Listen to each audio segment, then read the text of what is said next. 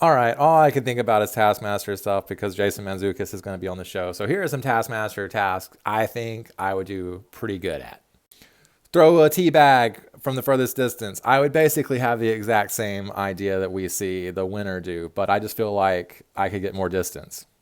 Hit Alex with the ball. All these people are bad at throwing, so it's a tough task for them. But I would drill Alex with that ball immediately, and I would get wise to his little system, and I would just like look down my nose the whole time, so he's just seeing ceiling and sky.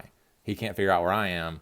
I can sneak right up on him, but also I don't need to sneak that close to him because I can throw a ball. I know how to throw a ball, which is also why I'm super confident in this task. Like, it wouldn't even occur to me to use anything else. I would just look at the potato, I'd look at the hole, and I would just throw the potato into the hole. I can't use my hands for this one, but I'm still pretty confident I could get that basketball through the basketball hoop. Like, I don't need my hands. There's another way of doing it. Also, I'm not quite positive. Like, I haven't looked it up or anything, but I'm pretty sure I'd be the tallest one on that series.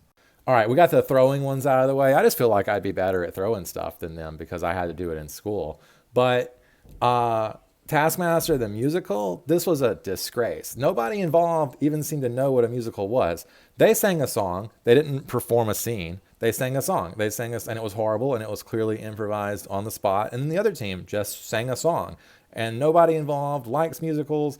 Greg doesn't like musicals. So nobody even went, this isn't a scene from a musical, because a scene from a musical would have like Greg come in and be like, Alex, have you finished my task yet? And then Alex would be like, no, father, whatever you want, whatever jokes you want to put in. But they don't do that. They just sing a song from like a third person perspective, like a narrator type song. But those aren't like super common in musicals. And it's definitely not performing a scene. But again, nobody gave a shit.